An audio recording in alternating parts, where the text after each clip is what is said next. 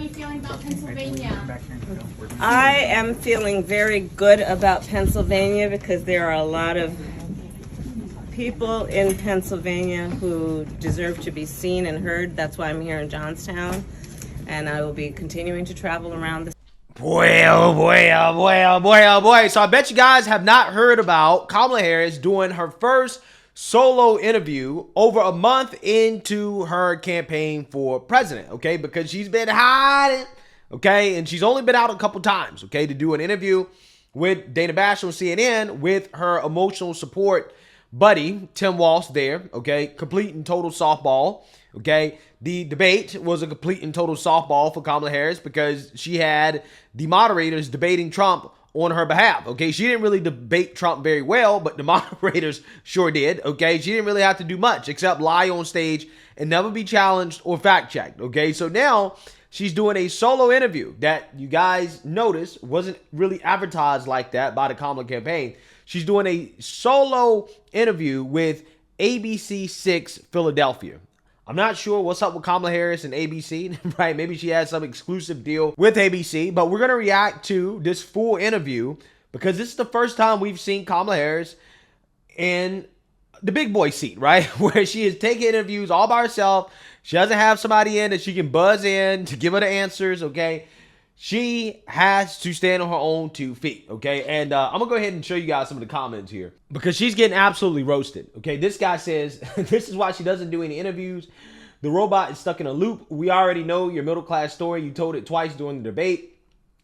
Doesn't actually answer what she'll specifically do to help the middle class. Doesn't actually explain her policy views are different than Joe Biden. Doesn't explain how she will appeal to Trump voters.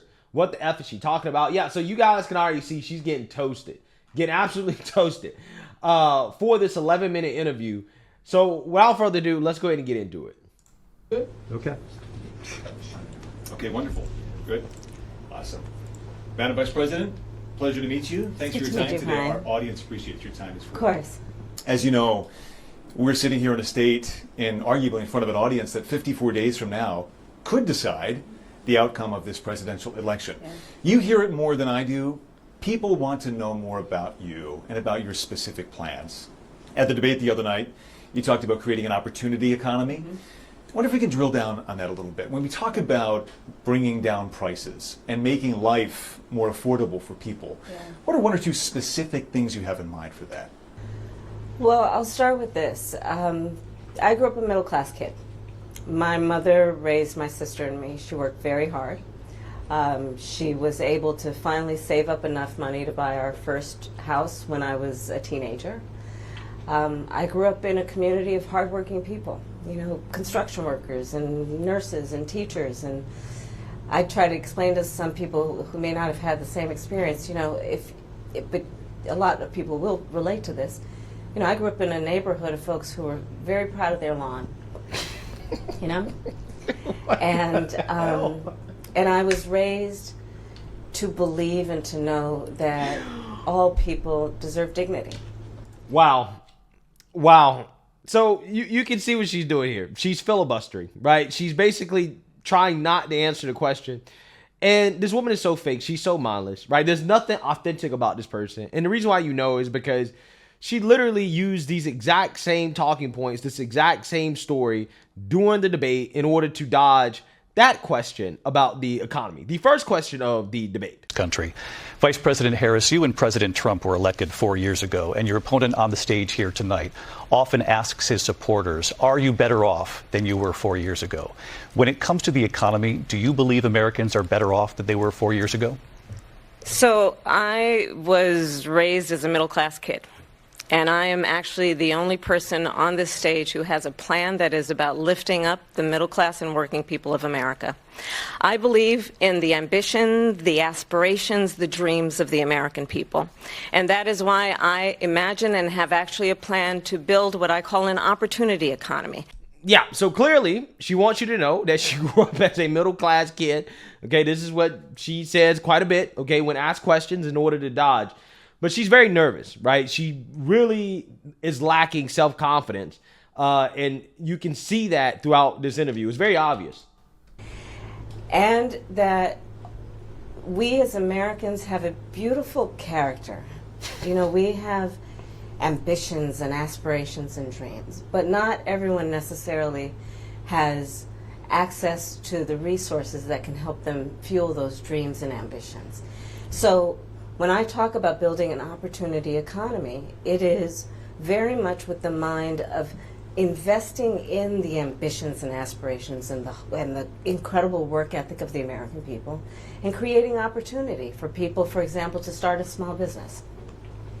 My mother, worked long hours, and our neighbor helped raise us. We used to call her, I still call her, our second mother. She was a small business owner.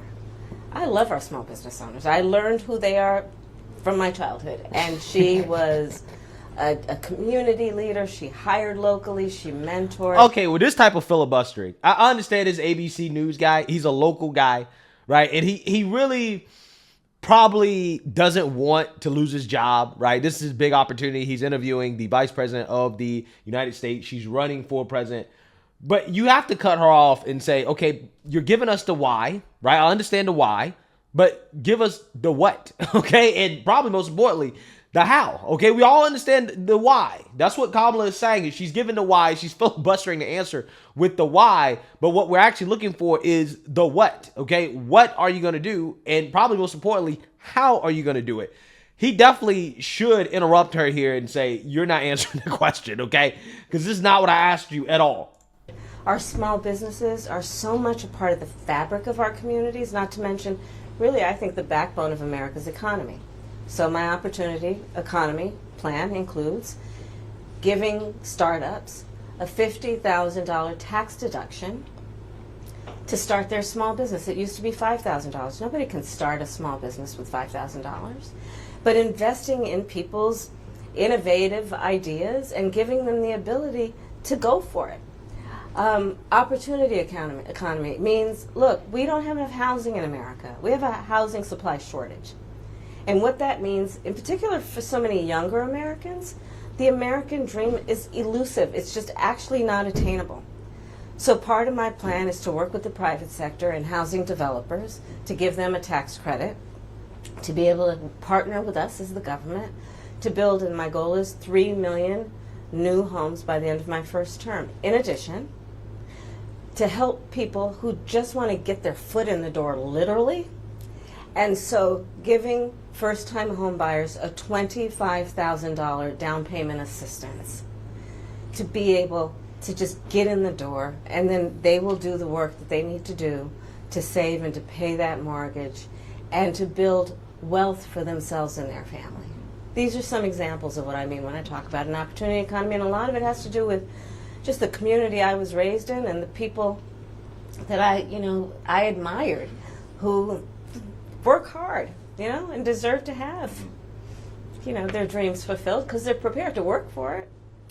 Yeah, so basically what she's saying is that I'm just going to hand out a bunch of money, right? Here's the thing, right? Here's the difference between what Kamala Harris and Trump are proposing, right? First and foremost, we have a proven track record that under Trump's economic policies, this country will do well, right? Kamala Harris is promising a bunch of things that sound nice, but are probably not good, okay? Like, for example, giving people money to buy homes, which will likely make the problem worse, okay? But the major difference really is that Kamala is promising more handouts, right? Trump is saying, listen, if you work, you get paid more. Like, for example, when it comes to no tax on tips, which Kamala stole. I have no problem with no tax on tips because basically I like to incentivize work. If people do a good job, okay, if you're a good waitress, waiter, bartender, whatever, and somebody wants to give you a nice tip, hey, I think you earned it. I think you should keep your money. I would never advocate for regular middle-class people to have to pay more in taxes, especially when you're talking about taxing hard work, okay? Trump also came out and proposed getting rid of the tax on overtime as well, too, which is also something I support, right? Because I support incentivizing work, okay? And one of the ways you can increase wages without more government spending, and don't let the leftists fool you, tax cuts are not government spending, right? Tax cuts are tax cuts. It's the government stealing less of your hard-earned money. Yeah, that's one of the great ways you can increase real wages without government mandates or handouts, which is what Kamala Harris is incentivizing. Hey, if you work, you can keep more of your money. And if you want to take your money and go buy a house or start a business, you can do that, right? You have that freedom of choice. But basically, Kamala is saying that, well, these are the things we want you to do, right? This is what the government wants you to do. So we're going to incentivize you to do it by basically giving you money to do it. And Trump is saying, no. The people that work, right? If you want to work more, okay, if you want to give better quality service, you can keep more of your money and you can go spend your money on whatever you want, right? I think I agree with that approach a lot more. The only thing about Trump's approach that I wish that he would change is that I wish that we would cut some spending, right? If anything, people are talking about, oh, how much is going to cost for us not to take more people's money, right? This is what they say about eliminating the tax on overtime and the tax on tips. And it's like, well, if we stop sending money to Ukraine and all of these conflicts overseas, that's paid for. Okay, it's $250 billion over 10 years. I think the politicians plan to send a lot more than $250 billion in Ukraine over the next 10 years, right? I'm pretty sure they plan to spend a whole lot more than that, right? I think they're going to spend at least $1 trillion, okay? Don't be fooled, right? We're in Ukraine for over $1 trillion, okay? Don't let the politicians fool you. So if we stop sending money to Ukraine, yeah, we can pay for the tax cuts, which is the way that, the left likes to frame it, right? You got to pay for the tax cuts, okay? This is what they say. But the easy answer is, yeah, we won't be fighting a war in Ukraine anymore, right? So therefore, we can pay for all this, okay? We can pay for that. Talk at the debate and at previous appearances about turning the page on the past. And in fact, here today in Johnstown, you're talking about a new way forward. Yeah. I think some people have a question, given maybe your current role as Vice President of the United States, how different you are from Joe Biden. And so I wonder if there are one or two spots, policy areas or approaches where you would say, I'm a different person. Well, I'm obviously not Joe Biden. And the same line with the exact same tone that she used with Trump, right, during the debate. I offer a new generation of leadership. And so, for example, thinking about developing and creating an opportunity economy where it's about investing in areas that really need a lot of work and maybe focusing on, again, the aspirations and the dreams, but also just recognizing that at this moment in time, some of the stuff we could take for granted years ago, we can't take for granted anymore. For example, another plan that I have that is a new approach is to expand the child tax credit to $6,000 for young families for the first year of their child's life, because that is obviously a very critical stage of development of a child. And a lot of young parents need the help to buy a car seat or a crib or clothes for their kids. And so my approach is about new ideas, new policies that are directed at the current moment. And also, to be very honest with you, my focus is very much in what we need to do over the next 10, 20 years to catch up to the 21st century around, again, capacity, but also challenges. What?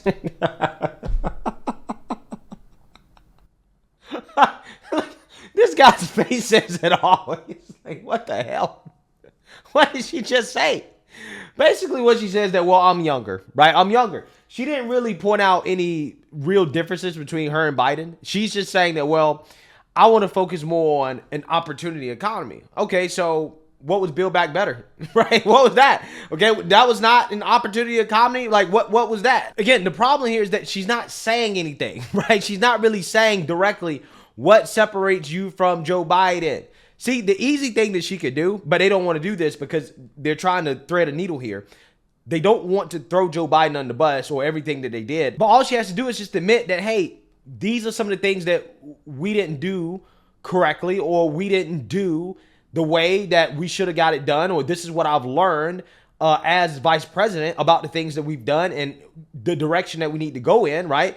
If she just admits that, hey, we made some mistakes, these answers would be more believable. These will be better answers for her, right? But again, she's not trying to give a direct answer. She's trying to dance around the question, okay, and give some concept of an answer, so to speak, right? But she's not trying to answer any question directly.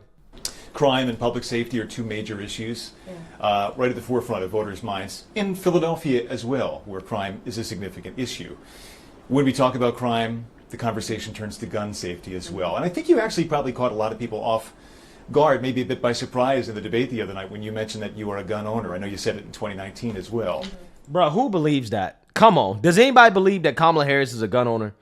That's a line that was given to her by Tim Walz or somebody on her team to say that in order to try to be more relatable to some of the people out in the Midwest. That's all that was. I mean, does anybody really believe that? Seriously. I want to talk about your values on this issue. When it comes to gun ownership, where do you draw the line in America on gun ownership and gun use? Well, like you said, Brian, I am a gun owner, and Tim Walz, my running mate, is also a gun owner. We're not taking anybody's guns away. I support the Second Amendment, and I support reasonable gun safety laws. Part of my approach to this is I was a career prosecutor for most of my career. I have personally prosecuted homicide cases. I have personally looked at autopsies.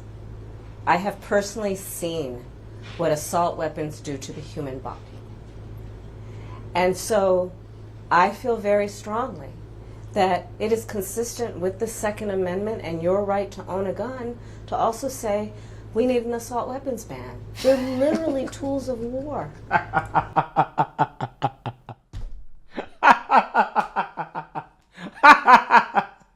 Yo, this is wild. This is so wild. This is a woman that claims that she's a gun owner, which she's not.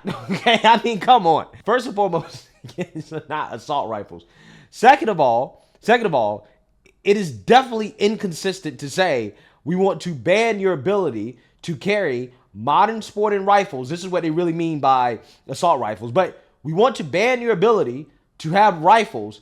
And, hey, we believe in your right to keep and bear arms, right? We believe in the Second Amendment. Those things are not consistent, right? They are definitely inconsistent, okay? You cannot finagle your way through this, okay? This is the same person that supported a mandatory gun buyback, right? Mandatory gun buybacks, which is straight up gun confiscation, right? This is what she has supported. But now she's trying to tell you, oh, I'm a gun owner, right? And I'm trying to tell you it's not inconsistent for us to ban your ability to carry and to have a hunting rifle or a sporting rifle, right? It's not inconsistent for us to ban that while at the same time saying that we believe in your Second Amendment rights, when apparently you don't. A great follow-up question would be, okay, well, what type of firearm do you own, Kamala? Do you own any so-called assault rifles? Any assault weapons, Kamala? Do you own any? Please elaborate. They were literally designed to kill a lot of human beings quickly. I say we need universal background checks. The majority of NRA members support that. Why? Because it's just reasonable. You just might want to know before someone can buy a lethal weapon if they've been found by a court to be a danger to themselves or others. You just might want to know. Two final questions, if I might. Sure. On the appeal of the man you were running against, as you drove here today, you likely saw a lot of Trump signs. Mm-hmm. He has an historic appeal in this country. And as you are someone running against him and trying to understand that, I wonder how you distill it. What do you understand his appeal to be? And how do you speak to his voters? Or maybe people who just share his values but are open to something else? I, based on experience and a lived experience, no. In my heart, I know, in my soul, I know that the vast majority of us as Americans have so much more in common than what separates us. And I also believe that I am accurate in knowing that most Americans want a leader who brings us together as Americans and not someone who professes to be a leader who is trying to have us point our fingers at each other. I think people are exhausted with that approach, to be honest with you. I think people want a leader who has common sense and tries to find common ground. I'm supported by over 200 Republicans who worked for both Presidents Bush, John McCain, and Mitt Romney. I'm supported by the former Vice President Dick Cheney, former Congress member Liz Cheney. Okay, this woman is clueless. Absolutely effing clueless. Okay, the question was about Trump supporters. How are you going to reach Trump supporters, right? Or people that share his values, okay? Now, again, she has no clue how to answer the question. Just look at her face. Her facial expressions tell you everything, man. Again, she's not acting right now, right? So when she's not acting, you can see she's frightened. So of course she's not really trying to answer the question. And then she starts to bring up Dick Cheney, Liz Cheney, and all the Never Trumpers who are supporting her as some type of, I don't know, reason for why Trump supporters should support her. Which again is an extremely ignorant answer, because she should know, she should be aware that Trump supporters don't like Never Trumpers, right? They don't like the Dick Cheneys, the Liz Cheneys, the Adam Kinzingers, all the people that are endorsing you, those Republicans. They're not Trump supporters, right? So they don't really share the same values. Why are you bringing them up as an example? This is actually the worst answer that you could give if you're trying to answer the question of how you're going to get Trump supporters to vote for you. But see, in her mind, she might not want Trump supporters to vote for her, right? She may just be trying to get the Never Trumpers or whatever, right? But again, you don't bring up Adam Kinzinger and Liz Cheney in response to a question about how are you going to win over Trump supporters.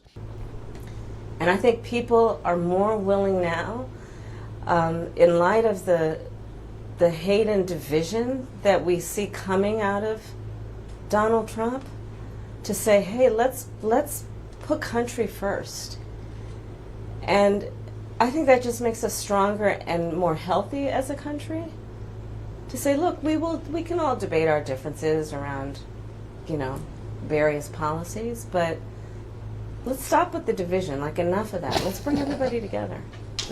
Yes, says the same person that did a campaign photo op in a spice shop that is an anti-Republican spice shop, right? But hey, let's stop the division, right? Let's just do away with all that, right? Again, notice how she didn't answer the question. But actions speak louder than words. Your actions do not show that you want any type of unity. You don't even know how to answer the question of how you're going to get Trump supporters to support you without basically saying that, well, people that disagree with me are hateful, right? They're bigots, okay? This is what she's saying.